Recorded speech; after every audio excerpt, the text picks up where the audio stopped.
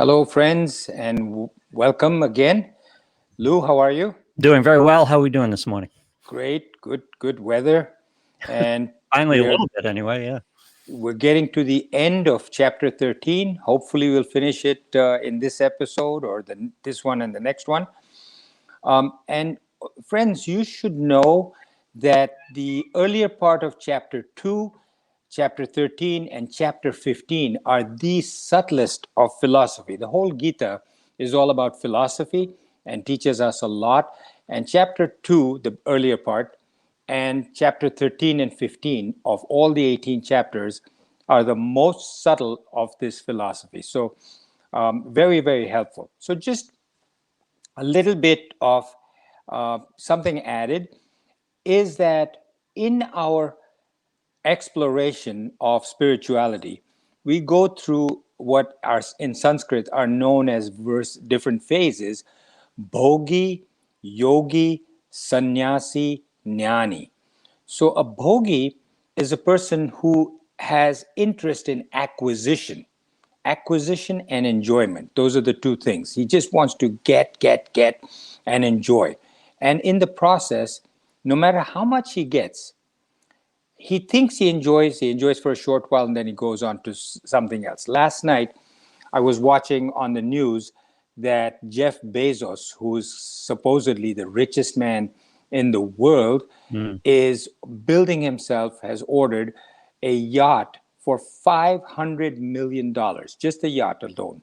Yeah. Then behind that, because that yacht has all sails on it, so he cannot it.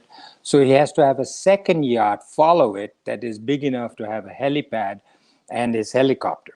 He has to have a captain for both the yachts Yeah. and service. So this is what a bogey does, no matter how much he has. So just imagine that you work hard, and you say, if only I can get $1 million, I'll be very happy.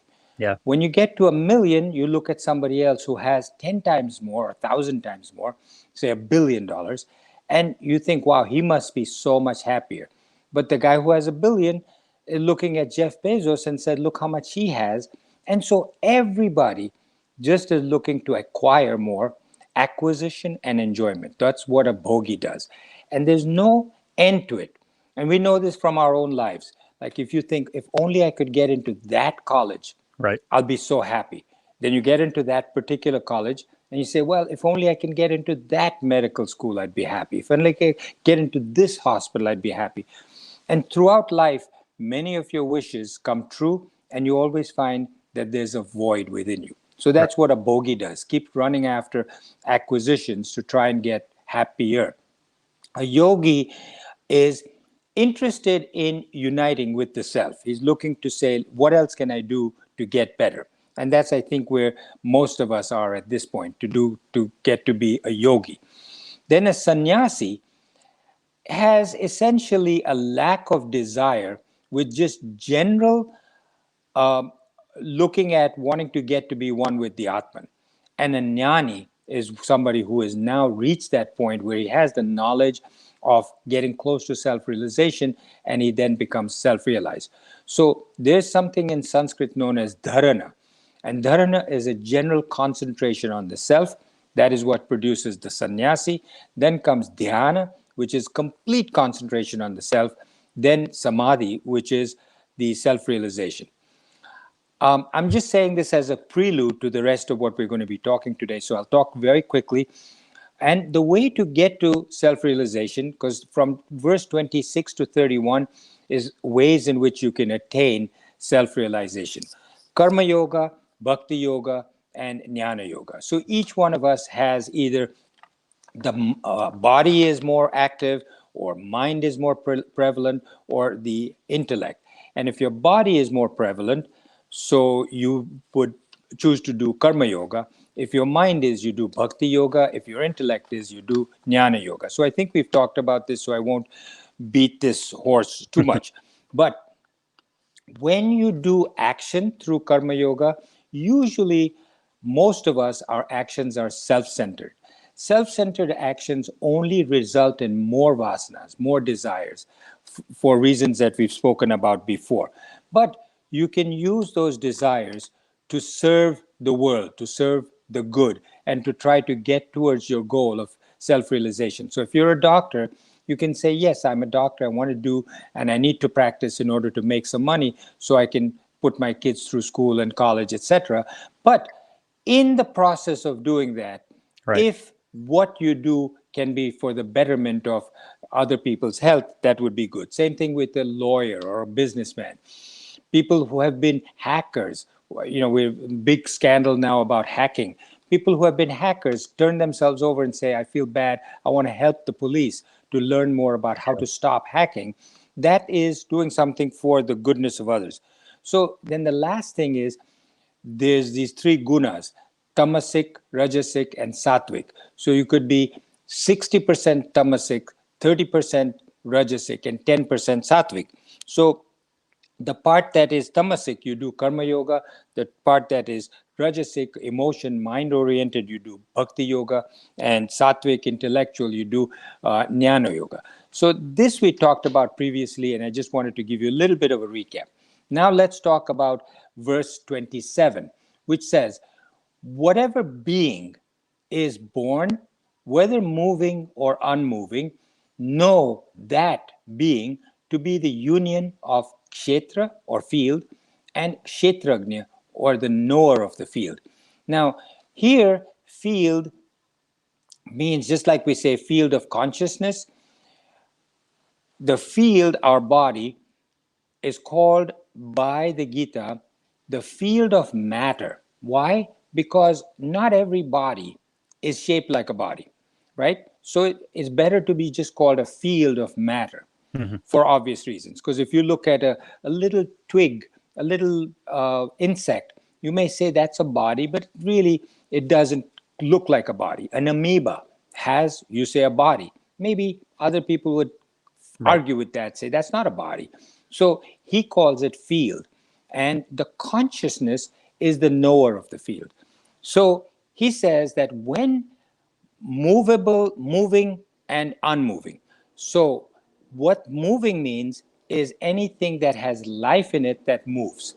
So animals, human beings, insects, birds, fish, they all move. Unmoving is those that are like plants, stones. So yet they have matter, they have a field, and they have consciousness. So a stone has no consciousness. It has a field but no consciousness. Plants have material and they don't have consciousness, but they have life in it. Right. So moving are those who, humans and animals, who move about. So he refers here to a combination of matter and consciousness that makes us move. Now, in the material, which is the field, we have a body, we have a mind, we have an intellect. In the body, we have the five sense organs, the five organs of action. Um, we have the mind, which has emotions, and the intellect, which makes the decisions. We know about that. Those without consciousness attached to it are really nothing. Without consciousness, none of these things move, they're dead. So that basically is verse 27. The plants only have bodies, animals have a body and a mind, and the human beings are the only one who has a body, a mind, and an intellect. Very important to know. Human beings are the only ones with intellects.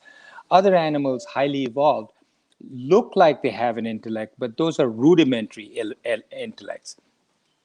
He who sees, verse 28, he who sees the Supreme Lord abiding equally in all beings as the imperishable among the perishable, he sees.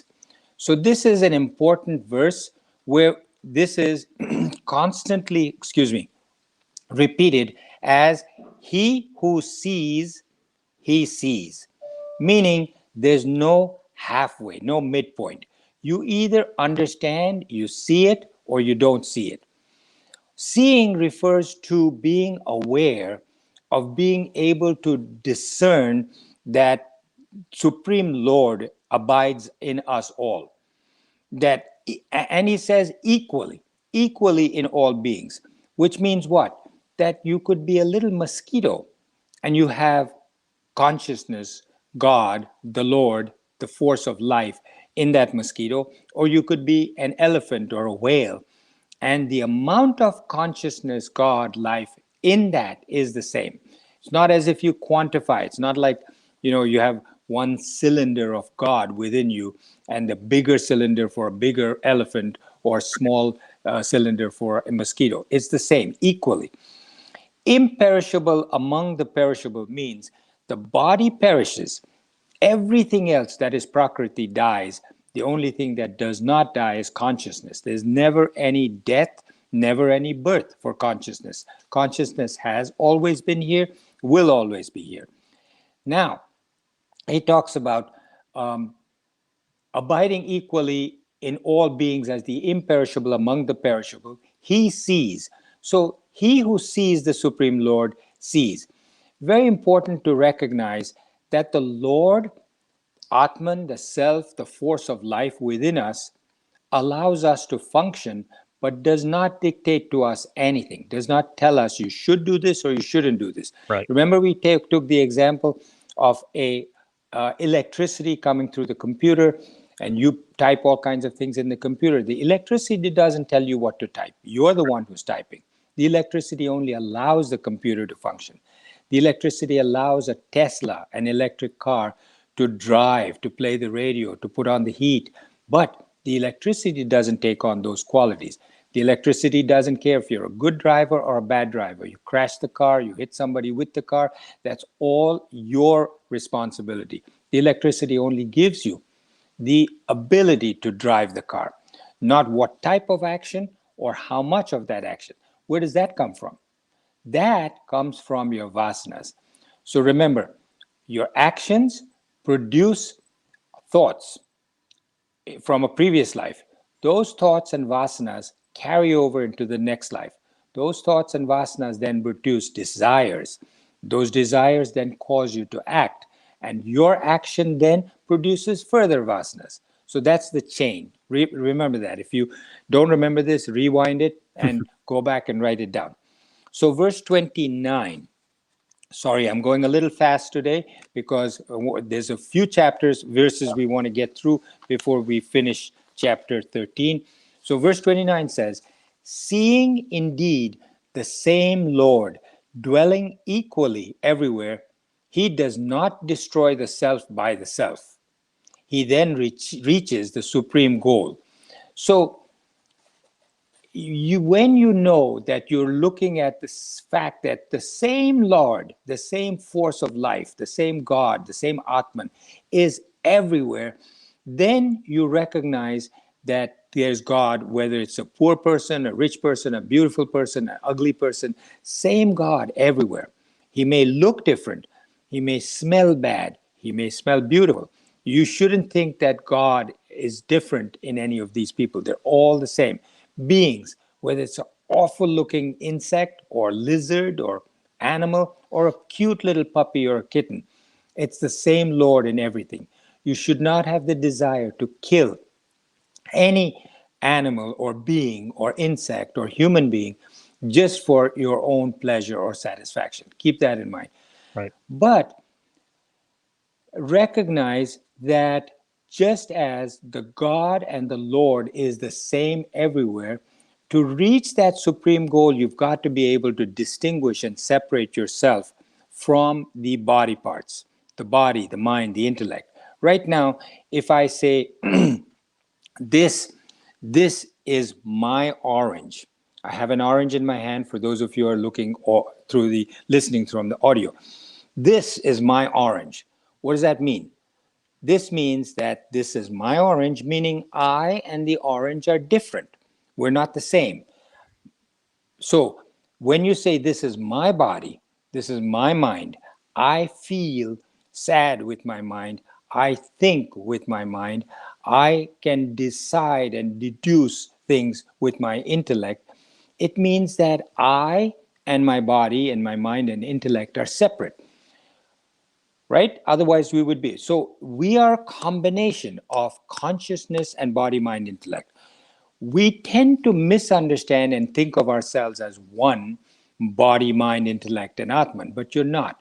Once you can separate the intellect, mind, and body from the Atman and concentrate purely on the I am, not the mind, body, intellect, then you can reach the self, the supreme. So he says, seeing indeed the same Lord dwelling equally everywhere, he does not destroy the self by the self. He then reaches the supreme goal. So how do you how do you destroy the self by the self? So here the first self is with a capital S, the Atman. You're destroying the Atman by the self, meaning that you don't recognize, you're ignoring the Atman. Your little self, the small you, is destroying, killing the Atman by ignoring it. Yeah. Atman doesn't die. You cannot kill the Atman. It's never born. It is immortal, infinite. So you, as a small you, have no power to do anything to the Atman. But you can ignore it and you can just go on looking for $1 billion, $500 million yacht, and you Yeah. can keep looking at those things. And when you do that, your small self is focusing on the material aspects of this world instead of focusing on the self. So you can focus on the world or you can focus on your own self, and that's your choice. So that's Otherwise, you're just killing yourself. And that happens because people just live their whole life being bogeys, wanting to do more and more for themselves, and they die not having achieved an ounce of spirituality. And then they just get reborn. So you're basically just allowing the Atman to just go from life to life, just wasting it. So, next one is verse 30. He who sees all action as performed by Prakriti or matter alone, and also sees the self with a capital S as actionless, he alone sees. So he's making a distinction here that the Prakriti or matter is the fact that makes all the action. The self does not do any action. He's repeating again and again different things in a different way, Right. just so you understand clearly. Prakriti, all actions come from Prakriti, not the Atman. People say, God made me do it. God protected me. God did this, or God made me do that, or God protect me. God doesn't do anything. God is like electricity coming into your car when you're driving it. God only gives you the ability to do. You are doing it. Your vasanas, your thoughts, your actions determine. God only enlivens it and then watches as a witness to basically keep track of what you've done. Because whatever you do, that part God registers as karma. And so you pay the price or you reap the benefits of what you've done. The self, Purusha, is actionless. It's pure witness. It enables the Prakriti to perform actions. Self does not function while it enables the body, mind, and intellect to function. For example, the electricity lights up a filament in a bulb, and therefore you get light from that bulb. But the electricity doesn't light up. Right. The electricity goes into a heater and pumps out a lot of heat when it's freezing cold outside and say, oh, wonderful, that's so hot. But the electricity doesn't get hot. The electricity goes inside a freezer and produces ice cubes and is cold, but the electricity doesn't get cold. Similarly, the Atman does not do anything that the you as a small self does. The Atman self appears within us as a life force. You say, oh, he's alive. Somebody dies and you resuscitate him. You do chest compressions and you bring him back to life. You say, oh, he's back. Now, that Atman was about to not be existent in that body. The body was going to drop. Right. But you brought the body back and combined the combination of life, and you say life has come back into him. So that life basically can make that body, mind, and intellect function, but the life doesn't do anything. Nothing happens without that life force. Nothing happens without God. Yet that life force, that God, is not responsible for anything you do. God doesn't protect, God doesn't destroy, God is not kind or punishes or blesses or curses. Mhm. All of these things that we attribute to God does not exist. People think that we are going to pray to God, God, please give me this. Let my daughter get married. Let my son find a nice wife. Let me get into a good college. All of that is just futile. Therefore, you go to church, you go to a temple, you go to a mosque, you go to a synagogue, and you say, please, God.